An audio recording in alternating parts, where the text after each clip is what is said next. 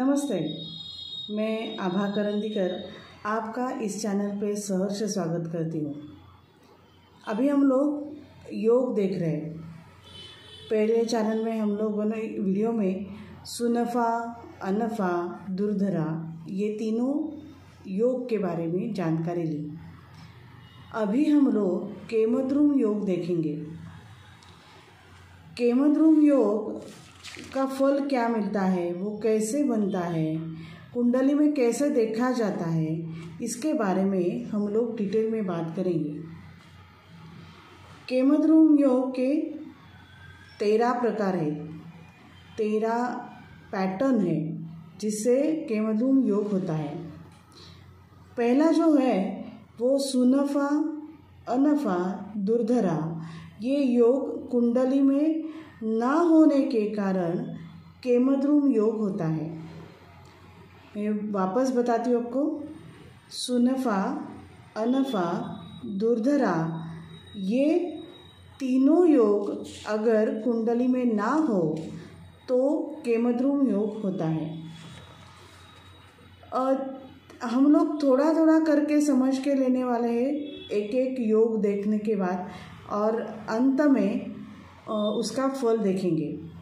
इस वीडियो में हम लोग 4 योग, जो 4 तरह के केमद्रुम योग होते हैं वो देखने वाले हैं।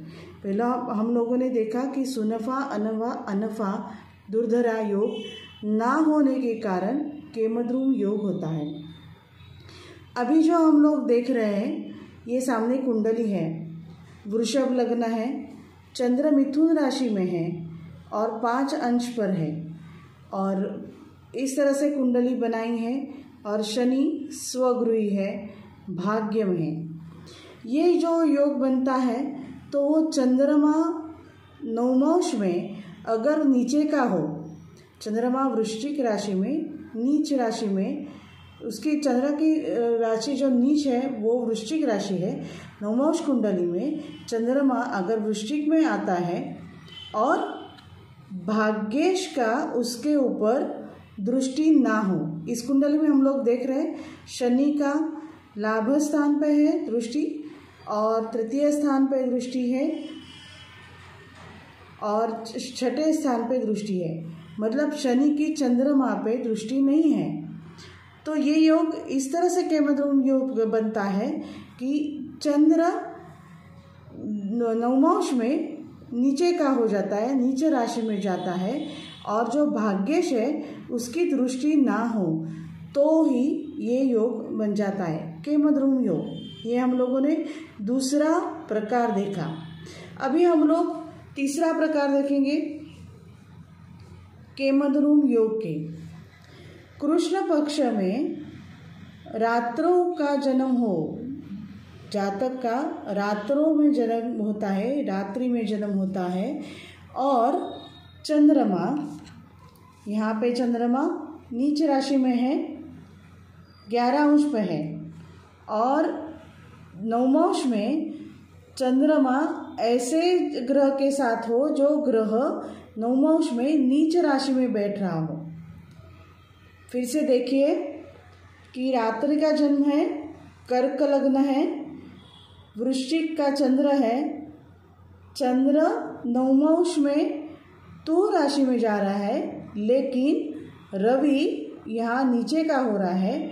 जो चंद्र नीचे रवि के साथ बैठा है, इसलिए केमद्रुम योग हो रहा है। कृष्ण पक्ष में रात्रि का जन्म होना जरूरी है इस कॉम्बिनेशन में। अभी हम लोग तीसरा योग देखेंगे, मतलब चौथा देखेंगे। ये जो है लग्न कुंडली है, यहाँ पे भी कृष्ण पक्ष में रात्रि का जन्म होना चाहिए, और चंद्र के यहाँ से 8वें घर में पाप ग्रह बैठा होना चाहिए। चंद्र अभी यहाँ 7वें स्थान पे है, और उसका 1, 2, 3, 4, 5, 6, 7 और अष्टम भाव में चंद्र से 8वें भाव में शनि ये पाप ग्रह बैठ रहा है। और इसके साथ चंद्र के ऊपर पाप ग्रह की दृष्टि होनी चाहिए। यहाँ राहु लग्न में बैठा है, राहु की सप्तम दृष्टि चंद्र पे हो रही है, इसलिए ये भी केमद्रुम योग हो रहा है। मैं रिपीट करना चाहती हूँ, पहला जो हम लोगों ने देखा सुनफा, अनफा, दुर्धरा, ये तीनों योग जिस जन्म कुंडली में नहीं है वहाँ केमद्रुम योग होता है। अभी उसके डिटेल में योग देखने जाने चालू किया, हम लोगों ने देखना शुरू किया है। तो ये योग जो है यहाँ क्या बन रहा है, तो ये चंद्र जो है,